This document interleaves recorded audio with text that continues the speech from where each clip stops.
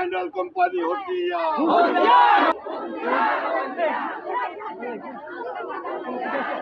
समाज बलवत्ता समाज बलवत्ता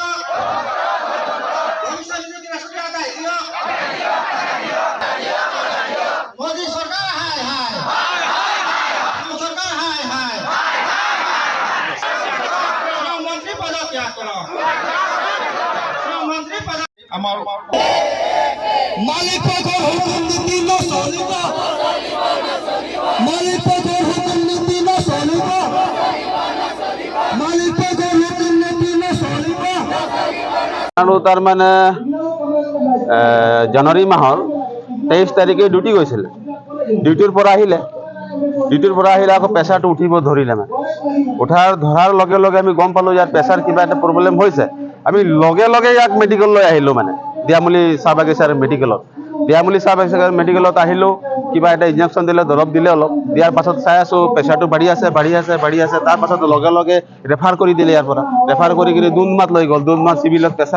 পেচাবটো উলিয়াই কিনে আকৌ লগে লগে তিনিচুকীয়া চিভিলত লৈ গ'লো চিভিলত কৈছে ব্ৰেইনটো ইয়াত ব্লাড ষ্টক হৈ গ'ল লগে লগে ডিব্ৰুগড় ৰেফাৰ কৰিলে ডিব্ৰুগড় ৰেফাৰ কৰি আকৌ তাৰ পৰা অলপ দিন থাকি আকৌ ৰিলিজ দিলে আকৌ দিয়ামুলি চাহ বাগিচাৰ মেডিকেলতে থাকিলেহি আৰু তাৰ পৰা মানে কি বুলি কয় নটিচ কাগজ আপোনাৰ 6খন কাগজ হৈ গ'ল বুলি কৈছে কিন্তু ইতিমধ্যে আমি আমাৰ হাতত এতিয়া 2খনহে নটিচ পাইছো 6খন নটিচ আহি গ'ল বুলি কৈ আছে এনেকে মানে আজি মাতিছে আজি আহিছো কালি মাতিছে কালি আহিছো পৰহি আহিছো এনেকে আহি আছো আমি মানে বড়ো চাহেবে কোনো জবাব দিয়া নাই ৱেলফেয়াৰ চাহেবে এনেকে অৱস্থাত মানে আমাক এই বেমাৰী দুখীজনক মানে এনেকে অৱস্থাত মানে চাহ বাগিচাৰ মেনেজাৰ পক্ষই এনেকে মানে আমটো দিছে জবাব দিব লাগে কি জবাব দিব জবাব মই এখন দিছিলো এপ্লিকেশন লিখি কিনে এখন মই জবাব দিছিলো যে ইয়াৰ নাম কাট কৰক আৰু